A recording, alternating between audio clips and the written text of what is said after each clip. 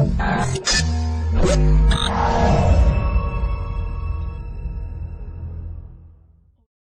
buenas noches a todos. Estamos nuevamente en esta cita a las 8 de la noche para tener una nueva conferencia, y en esta noche vamos a hablar acerca del código del dinero.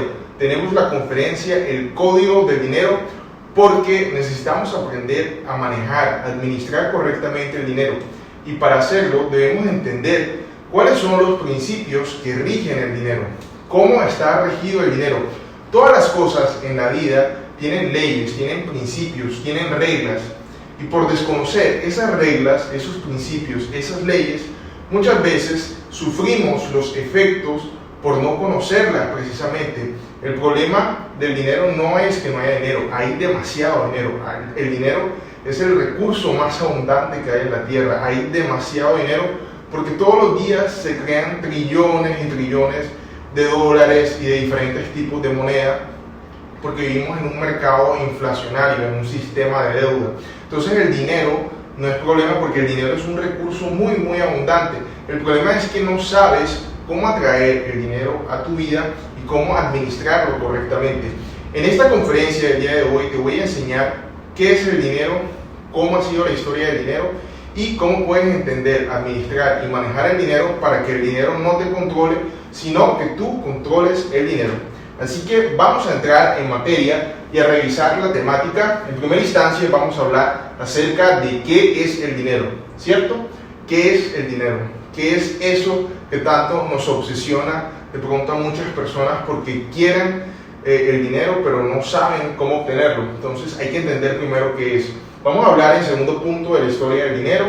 En el tercer punto, cómo funciona el sistema financiero, y aquí es muy importante hacer hincapié porque el sistema financiero al final es el ente que administra y que rige el dinero. Entonces es muy importante saber cómo funciona para poder tener las estrategias adecuadas que nos permitan administrar el dinero. Listo, en el cuarto punto vamos a hablar del concepto de que el dinero es deuda. En el quinto punto vamos a hablar de cómo atraer el dinero. En el sexto vamos a hablar acerca de las 7 reglas que existen para poder gestionar el dinero, para que tengamos siempre dinero en nuestros bolsillos. ¿Listo? En el séptimo punto vamos a hablar de los 3 tipos de dinero. Hay 3 tipos de dinero que existen en la actualidad y es importante que los conozcas para que sepas las ventajas y las desventajas de cada uno. Vamos a hablar también en el punto número 8 de los 3 tipos principales de ingresos. Así como el dinero, también hay 3 tipos fundamentales de ingresos, de income del dinero que te entra, ¿cierto? Entonces tienes que entender cuáles son esos ingresos. Y por último vamos a hablar en el punto número 9 de las 7 preguntas claves que tienes que hacerte para que tomes acción en este mismo momento. La idea no es que te quedes solamente con la presentación de lo que vamos a hablar aquí, sino que empieces a tomar acción, que empieces a mirar qué es lo que puedes hacer desde ya para empezar a administrar, a gestionar el dinero y a atraerlo para que crees abundancia en tu vida y mucha prosperidad. ¿Listo? Entonces vamos a entrar ahora sí en materia y vamos a hablar acerca de qué es el dinero. ¿Qué es eso del dinero? A veces suena hasta un concepto metafísico esto del dinero, porque todos queremos el dinero pero no sabemos cómo atraerlo. Algunos piensan que el dinero es un papel, que es un billete, otros piensan que el dinero simplemente es el número que te dice tu banco de lo que tú tienes disponible ahí en su cuenta, y todos estos conceptos están interrelacionados y tienen algo de razón en cada una de las cosas. Sin embargo, el dinero simplemente es un medio transaccional, un medio para intercambiar valores, ¿cierto? Para intercambiar productos y servicios. Eso es lo único que es el dinero. Se ha descontextualizado de muchas formas el concepto del dinero, pero al final de cuentas el dinero simplemente es el medio de intercambio transaccional entre 2 cosas, entre 2 tipos de valores. Es la balanza, es el equiparador de toda la vida que te permite a ti determinar cuánto vale una cosa, ¿cierto? Ponerle un precio para poderle intercambiar por otro bien, por otro servicio. Eso es el dinero. Ahora vamos a ver que existen 2 tipos de dinero principales. Existe el dinero mercancía y el dinero fiduciario.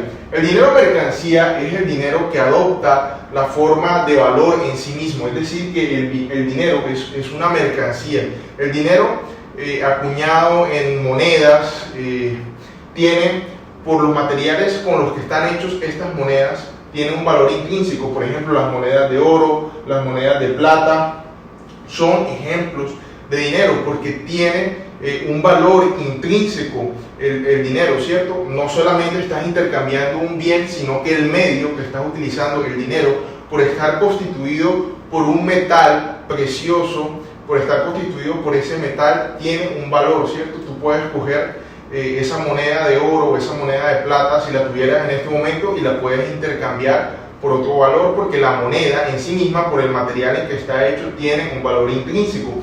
También existe el dinero fiduciario, que es el dinero que tenemos hoy en día en todo el mundo. El dinero fiduciario carece de un valor intrínseco, no está asociado a ningún valor en el mismo, no está hecho de metales preciosos ni nada por el estilo. Se utiliza como dinero por decreto por los gobiernos y está regido, ¿cierto?, por normas, por leyes transaccionales que hacen que este dinero tenga algún valor. Pero realmente el dinero por sí mismo, el dinero fiduciario, no tiene ningún valor. Es un dinero de deuda, es un certificado de la confianza, de la buena fe. Este dinero se sostiene porque los gobiernos y las personas que conforman los países de esos gobiernos avalan a ese billete, a ese papel, como un certificado de buena fe de que ese papel digamos, tiene un valor, ¿cierto? Pero el billete, el papel como tal, no tiene un valor intrínseco.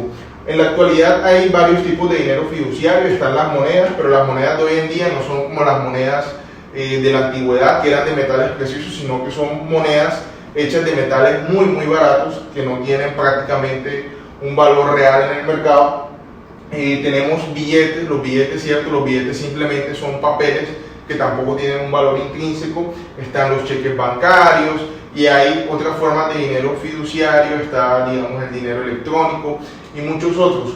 Pero entonces, con lo que te quiero que te quedes en este momento en tu mente es que existen dos tipos de dinero, el dinero mercancía y el dinero fiduciario. En la antigüedad era muy fácil tener dinero y valorar ese dinero, porque ese dinero no perdía valor por temas de inflación y de este tipo de fenómenos, porque el dinero tenía un valor intrínseco, porque estaba hecho de metales preciosos. En la actualidad, el problema con el dinero fiduciario es que, como no tiene un valor intrínseco, está sujeto al problema de la inflación, a muchos tipos de problemas económicos, macroeconómicos, que pueden ir haciendo que ese dinero pierda su valor. Es decir, puedes ser una persona millonaria, tener muchos millones en tu bolsillo, en tu cuenta bancaria, pero si las condiciones de ese país que está asociado a esa moneda se ven afectadas, por ejemplo, si hay una guerra, si hay una pandemia como la que está actualmente, o si hay algún tipo de fenómeno macroeconómico que haga que esa moneda pierda su valor, como es un dinero fiduciario que simplemente está basado en la fe, su valor lo puede perder muy rápidamente. Y esto ha pasado en el pasado, ha pasado con la Segunda Guerra Mundial, cuando en Alemania, por ejemplo, mucha gente tenía mucho dinero. Se ven estas imágenes donde personas llevaban carretillas llenas de dinero y con eso apenas se podían comprar un pedazo de pan, a veces ni siquiera para eso les alcanzaba. Si queremos un ejemplo contemporáneo, tenemos el caso de Venezuela, que por su sistema económico, por lo que tiene, el dinero no alcanza para nada, ¿cierto? El salario a día de hoy, a fecha de 2020, son 7 u 8 dólares más o menos. Eso es lo que se calcula, que es como el salario, y ese salario en Venezuela no alcanza para comprar absolutamente ningún bien. Entonces, este es el problema con el dinero fiduciario. ¿Listo? Entonces, vamos a hablar un poco acerca de la historia del dinero. Y el dinero ha atravesado por varias fases a lo largo de la humanidad. En un principio no existía dinero, simplemente existía el trueque, intercambiar cosas, y a veces era muy difícil intercambiar estas cosas porque los valores de pronto de las verduras o de las frutas era muy difícil a veces equipararlos con los valores de los animales o otro tipo de bienes ya más de tipo manufactura, como por ejemplo telas y este tipo de cosas, productos más elaborados. Entonces era muy difícil a veces hacer esas equivalencias. Entonces el primer gran salto del dinero fue pasar del trueque a pasar el dinero en metálico, a acuñar monedas con metales preciosos como el oro, la plata, etcétera, etcétera, etcétera. Listo, después aparecen los bancos por aquí, más o menos, entre esta transición, entre estos dos estados, entre el dinero metálico y el dinero fiduciario, y luego se populariza en el mundo el dinero fiduciario, que fue del que hablábamos anteriormente. Y estamos ahora en una era todavía más avanzada del dinero, haciendo la transición hacia un dinero totalmente digital, totalmente electrónico, donde el dinero ya no lo vamos a poder tocar, no lo vamos a poder ver. De hecho, convivimos con este tipo de dinero todos los días cuando hacemos nuestras transacciones bancarias, todos los días cuando nos aprueban un crédito, cuando usamos la tarjeta de crédito. Estamos creando dinero automáticamente digital, que no existe en la realidad, ¿cierto? De manera física. Entonces, esta brevemente es la historia del dinero. Aquí vamos a ahondar un poquito más en ella. En el 9000 a.C. empezó el tema del trueque. En el 1000, las primeras piezas de dinero metálico, oro, plata. En China aparece el papel moneda sobre el año 800. Miren que casi toda la vida de la humanidad ha vivido sin el dinero que conocemos actualmente. El papel moneda apenas se inventó sobre el año 800 con la invención del papel, ¿cierto? En China. Listo, entonces en 1400 surge el concepto de banco, hace unos 600 años más o menos. Y la primera transferencia por telegrama se da en 1871. Estos son algunos hitos históricos del dinero. Las tarjetas de crédito aparecen hasta 1950. Miren lo reciente que es el tema del dinero electrónico, ¿cierto? De las tarjetas de crédito y este tipo de cosas. De hecho, las tarjetas de crédito de esta época no se manejaban como se manejan hoy en día. Funcionaban de una manera totalmente diferente, y esto surgió por la necesidad de los viajeros internacionales, de las personas que hacían negocios, de que tenían que tener los gastos de sus viáticos, de sus cosas, y era muy difícil hacer las conversiones de moneda y este tipo de cosas a los países que iban, y por eso surgieron las primeras tarjetas de crédito. A finales de 1990 empiezan los pagos electrónicos con el surgimiento de Internet, y en el 2009, hace muy poco, empezó el tema del Bitcoin, ¿cierto? Esta moneda totalmente electrónica, la primera criptomoneda del mundo. Y en el 2019, el año pasado, Facebook anunciaba también su moneda, pero con una implicancia muy muy importante, porque Facebook es una red social que tiene una base de 1.500 millones de usuarios, si no estoy mal. Entonces es muchísima gente, que es lo que hace, digamos, que una moneda tenga valor, ¿cierto? Que haya muchísimos usuarios. El Facebook anuncia su moneda Libra. Entonces esto también va a representar un hito, empezar a ver a empresas privadas sacando sus propias monedas.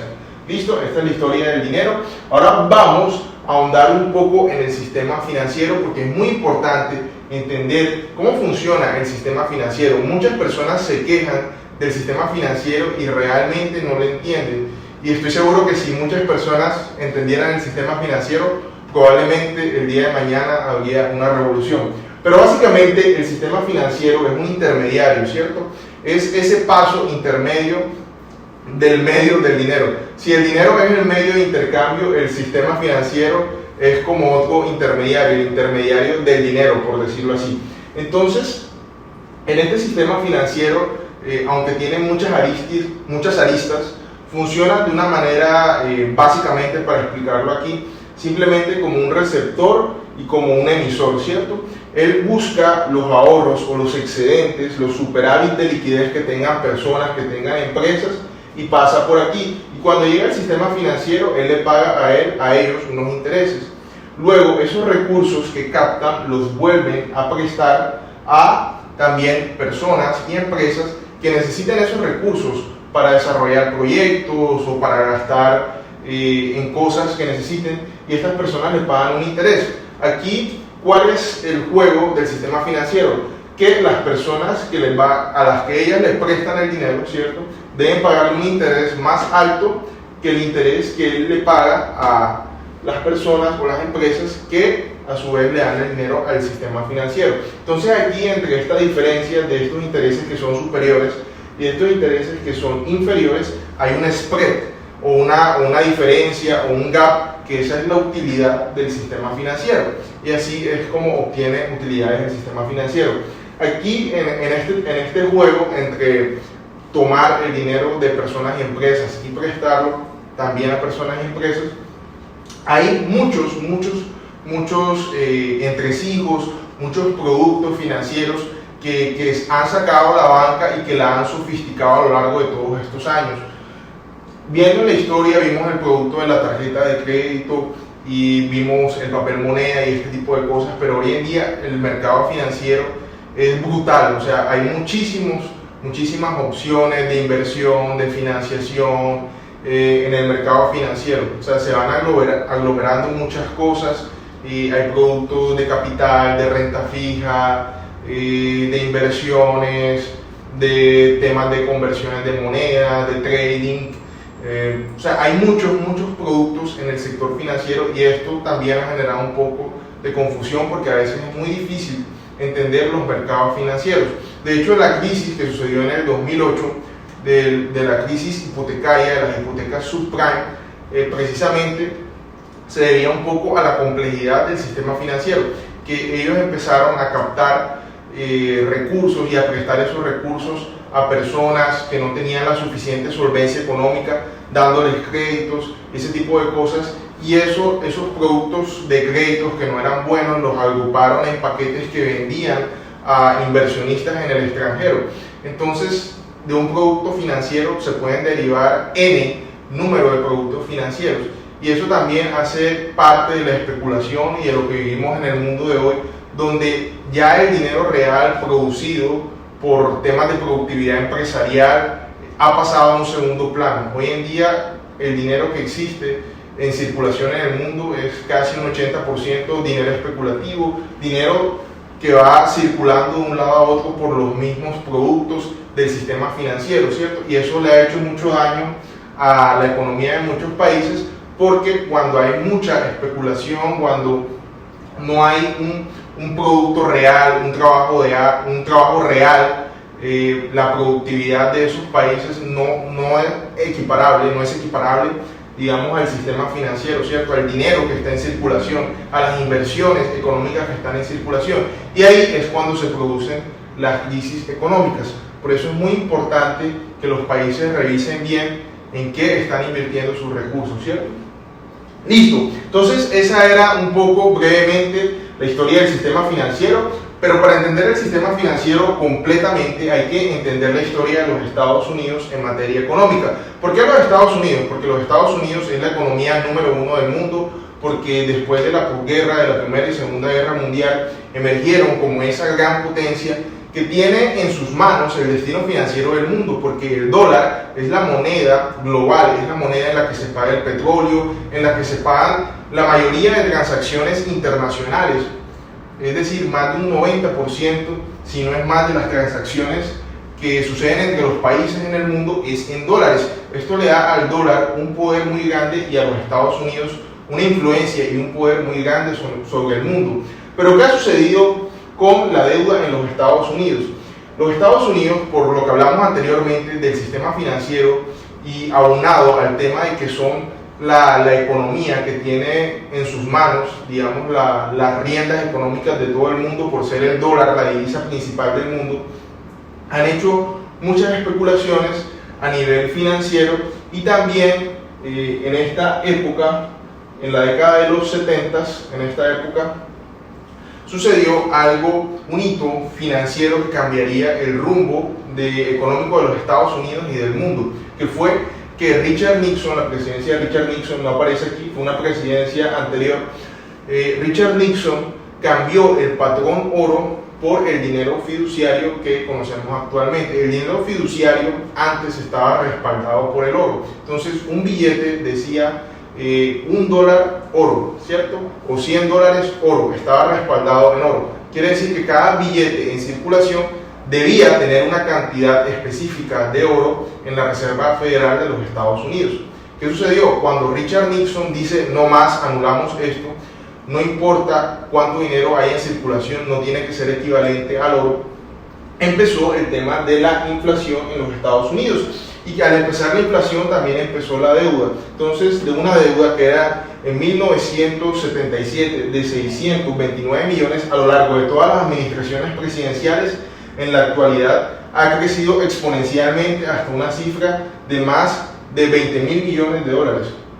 Una cifra totalmente desproporcionada. En los Estados 20 trillones de dólares en cifras americanas, ¿cierto? Como ellos lo llaman, 20 trillion. Entonces esto es lo que ellos están debiendo en su economía, y esta deuda, esta inflación, como ellos son la economía número uno del mundo, la transmiten a los demás países también que se encuentran en el mundo. Entonces por eso es muy importante entender por qué hay tantas crisis internacionales. Entonces, desde que sucedió esto, miren cómo ha sido la evolución del dólar. El dólar ha perdido aproximadamente más del 90% de su valor desde que se ha medido desde 1913. Miren todo lo que ha perdido, casi el 100% de su valor prácticamente, creo que es un 97-98% lo que ha perdido de valor el dólar. Esto quiere decir que antes, en esta época, en 1913, se podía hacer muchísimo. Si tenías un dólar, eras una persona que tenías una fortuna en dinero, pero hoy en día, si tú tienes un dólar, no eres nadie, ¿cierto? No tienes absolutamente nada. Y esta gráfica muestra la pérdida de valor del dólar comparada con la impresión de dinero, que era lo que veíamos anteriormente. El problema de la deuda de los Estados Unidos actualmente tiene mucho que ver con la impresión indiscriminada de dinero que ha sufrido esa economía, ¿cierto? Al perder valor el dólar, es decir, al dólar, cada vez que transcurre el tiempo, comprar uno menos cosas con eso, ¿cierto? ¿Qué tienen que hacer para equiparar esa pérdida de valor? Imprimir más dinero, imprimir más dinero.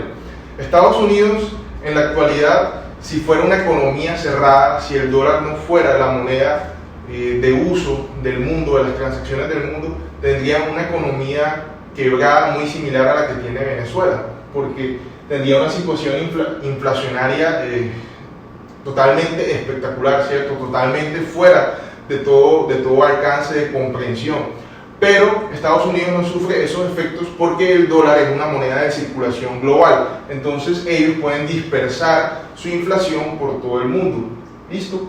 Por eso es muy importante en qué moneda se realizan las transacciones a nivel internacional, y es muy importante que entendamos el papel de Estados Unidos y del dólar en la economía global. Lo que quiero decir en pocas palabras es que si el dólar se resiente, toda la economía global se resiente. ¿Listo? Entonces, esto nos lleva a la conclusión de que el dinero es deuda. Por eso ahorrar no tiene tanto sentido.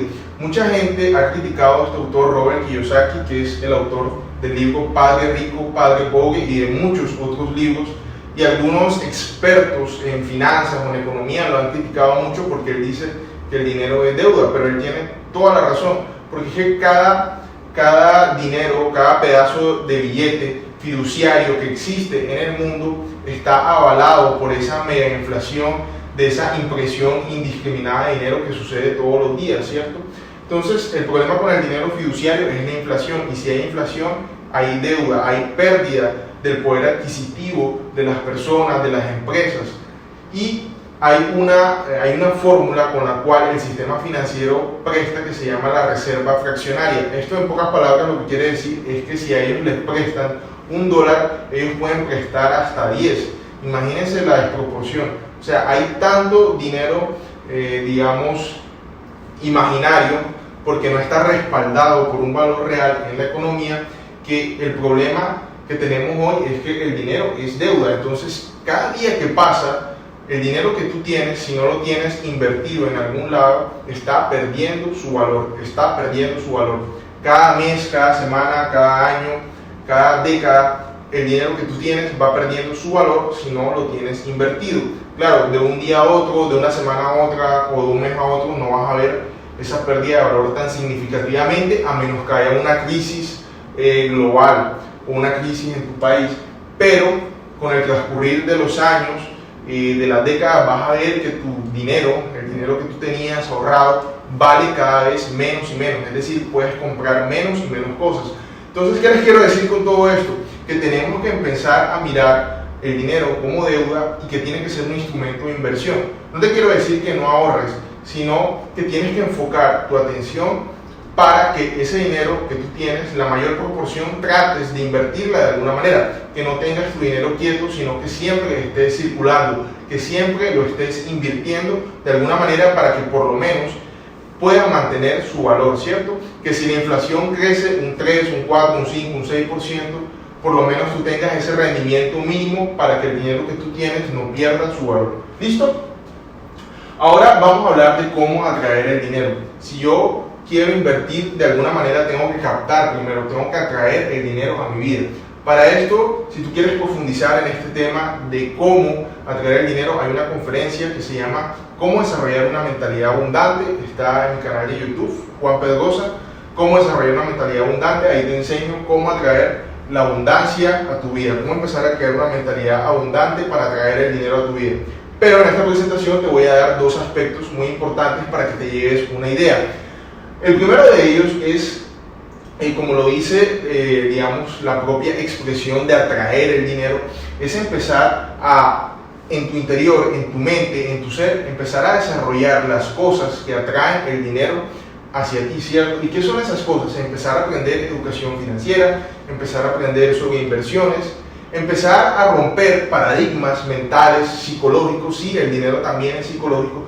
Tienes que empezar a aprender cómo romper esos paradigmas, cómo tú ves el dinero, cómo filtras la realidad del dinero, ¿cierto? Entonces tienes que aprender muchas cosas nuevas, dejar muchos viejos conceptos acerca del dinero para que puedas empezar a desarrollar abundancia en tu vida. También, como te había dicho, estudiar educación financiera, empezar a entender cómo funciona el dinero realmente. Y esta presentación es un muy buen inicio para que empieces a entender cómo funciona el dinero.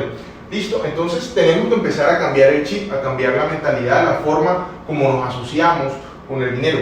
Y este es el primer paso para empezar a desarrollar la mentalidad abundante que va a atraer el dinero. Y el segundo paso que te voy a enseñar aquí es empezar a construir activos, porque muchas personas no son conscientes de que si el dinero es deuda y que pierde su valor, tenemos que empezar a hacer dos opciones en nuestra vida. Uno, o invertimos, y la segunda opción es empezar a construir activos. ¿Listo? Entonces, solamente pueden hacer dos cosas para contrarrestar el efecto de la inflación y el efecto del dinero como deuda. Uno es empezar a invertir activamente en productos financieros o en diferentes tipos de productos que tengan una rentabilidad mínima esperada, o empezar a comprar activos. ¿Qué son los activos? Los activos son comprar acciones de empresas, comprar bonos, comprar letras, comprar bienes raíces, comprar propiedad intelectual o desarrollar propiedad intelectual. Muchos de los activos tienes que construirlos, ¿cierto? Un activo, la diferencia entre una inversión y un activo es que en la inversión tú colocas el dinero en lo que ha desarrollado alguien más, en el trabajo de alguien más. En la construcción de activos tú eres quien tienes que desarrollar inicialmente ese trabajo en la mayoría de las veces.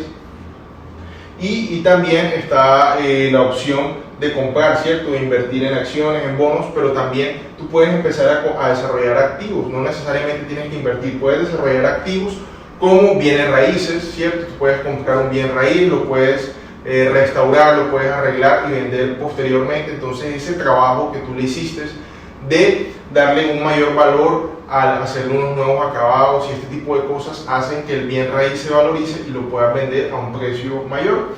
¿Listo?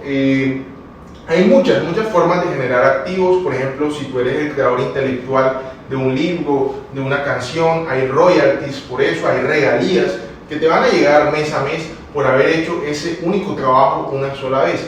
Entonces hay muchas maneras de empezar a construir activos. Aquí hay algunos ejemplos, pero hay muchísimas.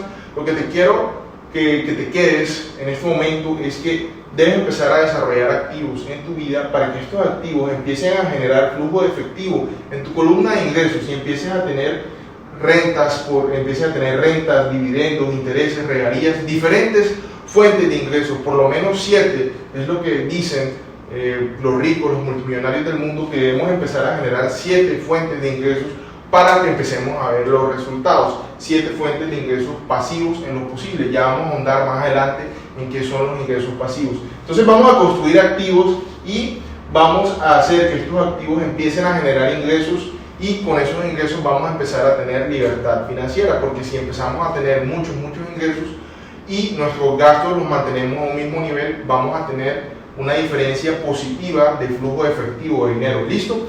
Entonces, desarrollar una mentalidad abundante y empezar a construir activos que te generen flujo de efectivo son las dos cosas que puedes hacer desde ya para empezar a traer el dinero y la abundancia a tu vida.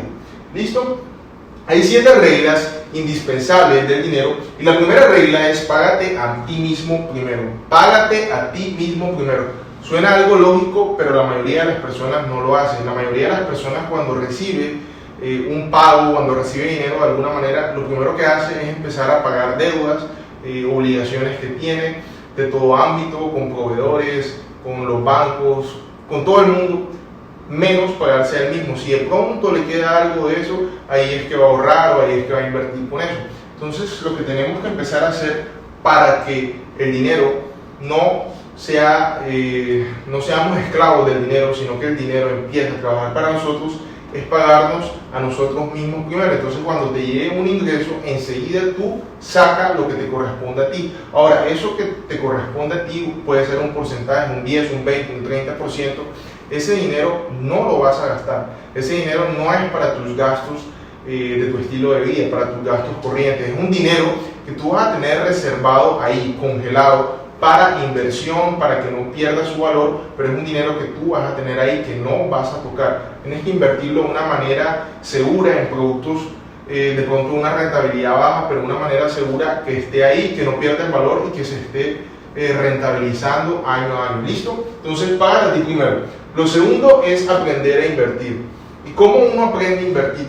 Pues como se aprenden todas las cosas, ¿cierto? Empezando, actuando, tomando acción. Por más cursos, por más que leas, por más cosas que veas acerca de los temas de inversión, mientras tú no hagas la primera inversión, nunca vas a ser un gran inversionista. Entonces tienes que empezar a invertir. Eso sí, documéntate, lee, estudia, mira a todos los expertos, ¿cierto? Pero debe llegar a un punto en que ya empieces a tomar acción, porque si nunca tomas acción, nunca vas a tomar ese riesgo y nunca vas a tomar la decisión de invertir para ganar, ¿cierto? Entonces, el tercer punto es no lo odies, no odies el dinero. Hay muchas personas que tienen un conflicto con el dinero. Por lo que hablábamos anteriormente de que el dinero también es psicológico, porque depende de las cosas que te dijeron cuando tú eras de niño. En los primeros 7 años de vida está la formación de nosotros, de las personas, de nuestra parte mental, de nuestra personalidad, de lo que vamos a hacer para toda la vida. Y en esos años, desafortunadamente, muchos padres o los familiares o los profesores del colegio o los amigos de esos niños a veces le transmiten conceptos errados acerca del dinero.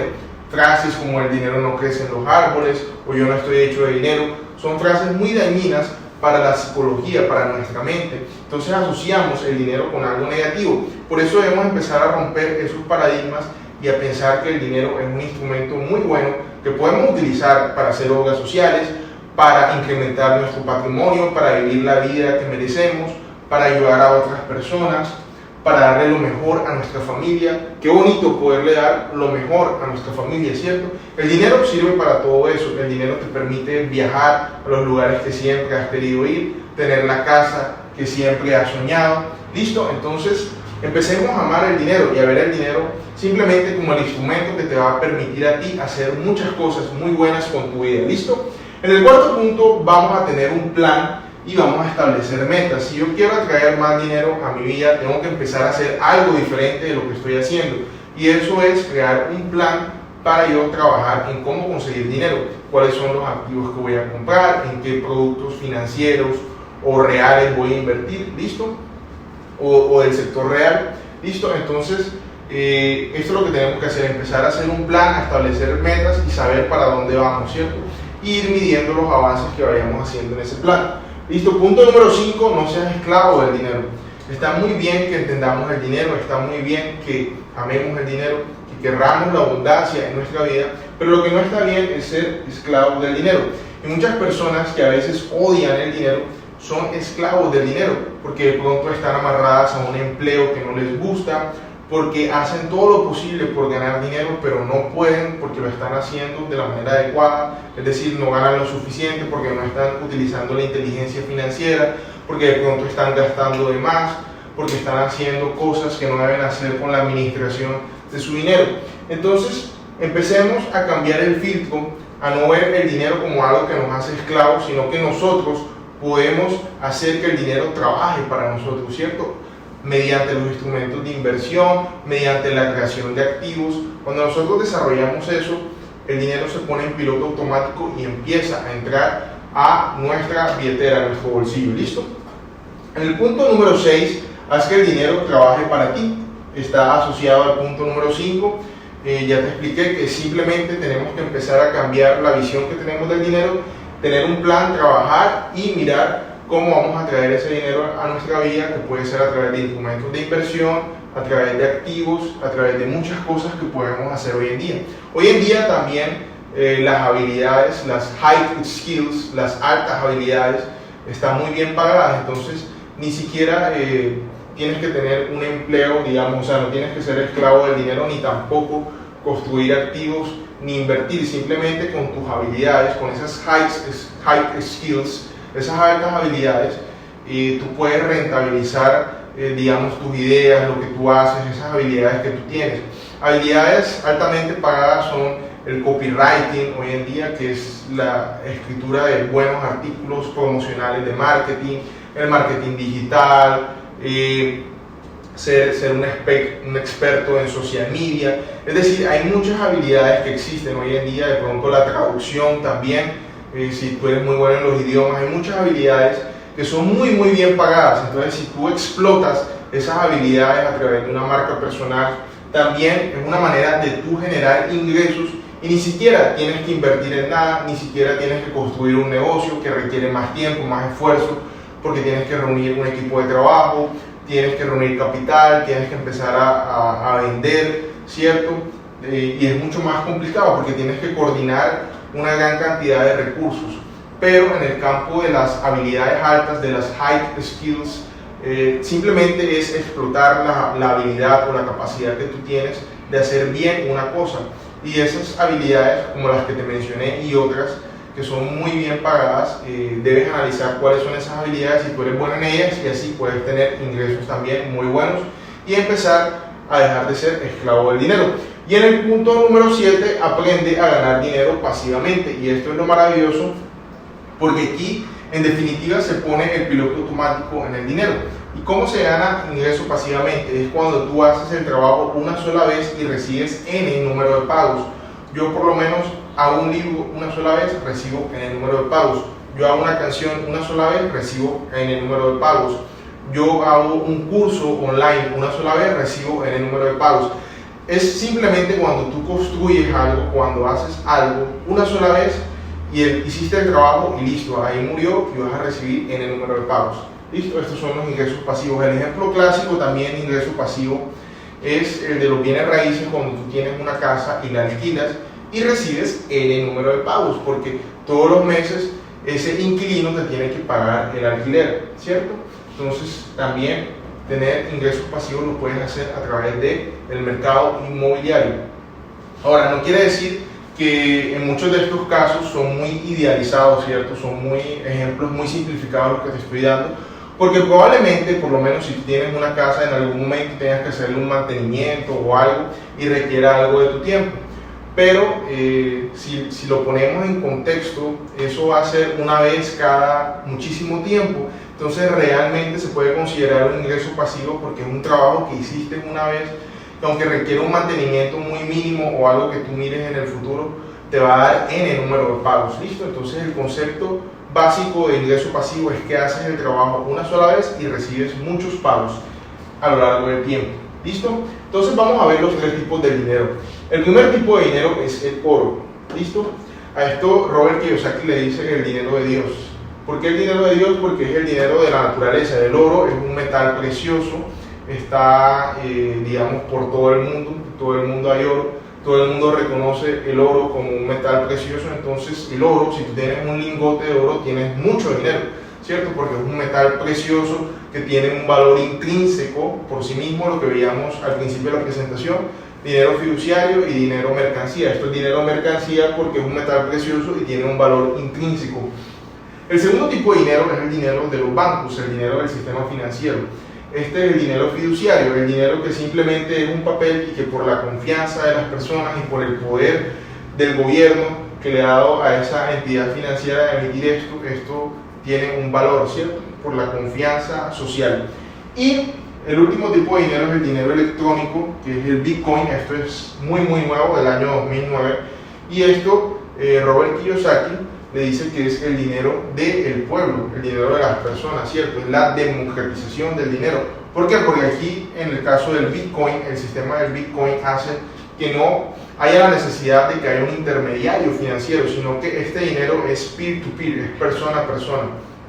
No hay un intermediario, y como no hay un intermediario, es un dinero mucho más valioso, porque en ese paso de la intermediación del sistema financiero, como ellos tienen que ganar dinero de esa intermediación, hay intereses muy altos, hay muchos costos del sector financiero. Entonces, cuando es directo entre persona y persona, es lo que se conoce como la democratización del dinero, porque no le pertenece a nadie, ¿cierto? Le pertenece a todo el colectivo de personas, a toda la humanidad. ¿Listo? Este dinero, el dinero fiduciario, está en tendencia a desaparecer. ¿Por qué? Porque como todo el sistema económico financiero está basado en la expansión perpetua de la deuda, es una deuda inflacionaria que crece, y cada tanto tiempo está en una burbuja, que la burbuja inmobiliaria, que la burbuja de las .com, hay muchas burbujas que han pasado a lo largo de la historia, porque al final esto revienta por algún lado o por el otro, toda la especulación que hay en los mercados.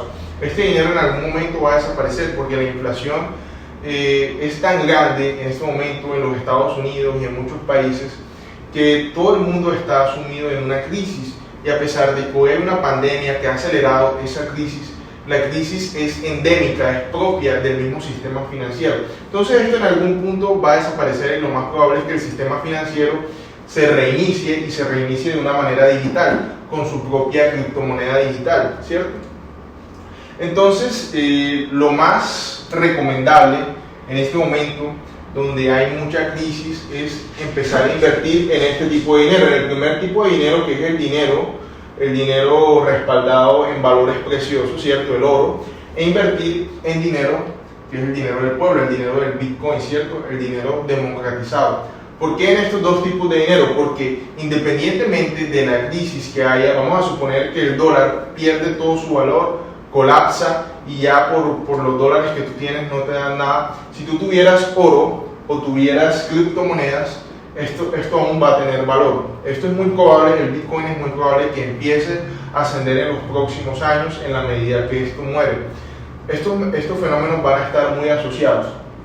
El dólar y las monedas, las divisas fiduciarias de la mayoría de gobiernos del mundo van a migrar digitalmente, pero es muy probable que haya en algún momento un colapso global generalizado de la economía por el mismo sistema, por las características del sistema. Entonces, lo más lógico, lo más natural que uno como inversionista a largo plazo debería hacer es invertir en oro e invertir en criptomonedas, o en especial en el Bitcoin, que es la criptomoneda, digamos, referente en el mercado, la criptomoneda que empezó todo, porque hoy en día hay muchas criptomonedas que realmente no valen la pena, porque son también instrumentos de especulación privada. ¿Listo? Entonces, ya para ir finalizando, vamos a ver los conceptos de los tres tipos de ingresos. El ingreso por tiempo es aquel donde intercambiamos nuestro tiempo por dinero. Es cuando trabajamos en un empleo, cuando hacemos un contrato de trabajo. Yo voy tantas horas a la semana y me pagan por ese trabajo que yo estoy haciendo. El ingreso por resultado es, como lo que hablábamos ahorita, del high income, de las high skills, es decir, de las habilidades altas. Es cuando tú eres un freelance, tú tienes un conocimiento, una habilidad, y a ti te pagan por hacer un proyecto. Entonces tú haces el proyecto, y cuando terminas el proyecto a ti te pagan ese dinero. ¿Listo? Entonces tu dinero no depende aquí de cuánto tiempo trabajaste, sino del resultado, ¿cierto? De llegar al resultado, entrego el resultado, recibo el dinero. Este dinero por resultado. Y los ingresos pasivos, o el dinero generado de forma pasiva, ya lo hablamos anteriormente, que simplemente es hacer un esfuerzo en un momento del tiempo. De pronto te vas a demorar algún tiempo bueno, va a requerir mucho esfuerzo de pronto que tú construyas algo que te genere ingresos pasivos, pero una vez que tú lo has hecho, eso queda libre, queda en piloto automático y te empieza a generar N número de pagos para toda la vida, ¿cierto? Y esto es lo maravilloso de los ingresos pasivos. Ahora, ¿con cuál forma de ingresos deberías trabajar? Eso depende mucho de ti. Si puedes trabajar en las tres, está bien. Si trabajas en estas dos, está bien. Y si te quedas con esta última nada más y puedes vivir de esto, maravilloso, porque vas a tener la vida de la libertad financiera, la vida que puede dar la libertad financiera. Los ingresos pasivos son los que realmente te dan libertad financiera, que tú puedes estar en cualquier parte del mundo y el dinero va a seguir fluyendo a tu cuenta. ¿Listo? La economía en este momento está muy afectada por la crisis que estamos viviendo de la pandemia. Por eso es muy importante entender que muchos factores se están sumando. La crisis económica que está derivada por la pandemia, así como el confinamiento, las medidas que han tenido que tomar muchos gobiernos alrededor del mundo, está paralizando el aparato productivo de las empresas. Entonces, esto se retroalimenta de alguna manera y está haciendo que se cierna una crisis sobre el mundo muy, muy grande. Entonces, por eso es muy importante que entendamos el sistema financiero, que entendamos los tres conceptos de la manera en que podemos generar ingresos, que entendamos el dinero, cómo funciona en el mundo, que entendamos que hay tres tipos de dinero, porque cuando empezamos a tener inteligencia financiera y empezamos a aplicarla de manera práctica en nuestra vida, no empezamos a depender ni a tener miedo ante las crisis y podemos ver las crisis como oportunidades de inversión, como oportunidades de hacer negocios. Entonces ya no somos víctimas del sistema, sino que utilizamos inteligentemente las herramientas financieras para invertir, para beneficiarnos del mismo sistema y poder emprender, poder sacar proyectos productivos importantes, poder invertir y poder salir adelante en nuestra vida financiera, poder tener libertad financiera, porque al final lo que nosotros queremos es poder vivir con libertad financiera, poder vivir esa vida ilimitada, esa vida soñada que todos tenemos, que todos queremos, ¿cierto? Entonces, ya para finalizar, te voy a dejar las 7 preguntas que debemos hacernos en este momento para empezar a cambiar nuestra realidad financiera, para empezar a entender el dinero. ¿Listo? Entonces, la primera pregunta es: ¿qué me parece hoy imposible sobre el dinero? Que si fuera posible lo cambiaría todo. Esta es la primera pregunta. ¿Qué me parece imposible sobre el dinero? Que de ser posible lo cambiaría todo. Empieza a pensar. Cuando tú empiezas a pensar, a poner a producir ideas, a empezar a utilizar tu cerebro para que genere ideas, puedes empezar a cambiar muchas cosas en tu vida, y entre ellas la manera en que te relacionas con el dinero y cómo empiezas a traer el dinero a tu vida. En el segundo punto, ¿qué haría de mi vida si dispusiera de $1 millón? De pronto no tienes $1 millón porque no sabes qué harías si los tuvieras. Si tienes un propósito, si tienes un fin, es decir, si sabes qué puedes hacer con $1 millón, tal vez tu mente empiece a generar las ideas que te lo puedan dar, ¿cierto? En el tercer punto, ¿qué talento poseo que pueda convertirse en dinero? ¿Cuáles son mis talentos? ¿Cuáles son mis habilidades? ¿Cierto?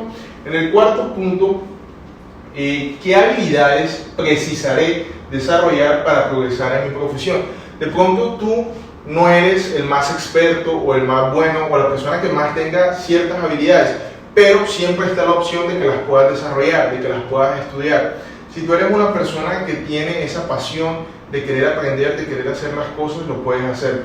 En el quinto punto vamos a hablar, en el quinto punto te vas a preguntar qué formación necesito para dar un gran salto en mi profesión. ¿Qué información yo necesito para dar un gran salto en mi profesión, para dar un gran salto en lo que yo quiero hacer, en mi vida como inversionista, en mi vida como empresario?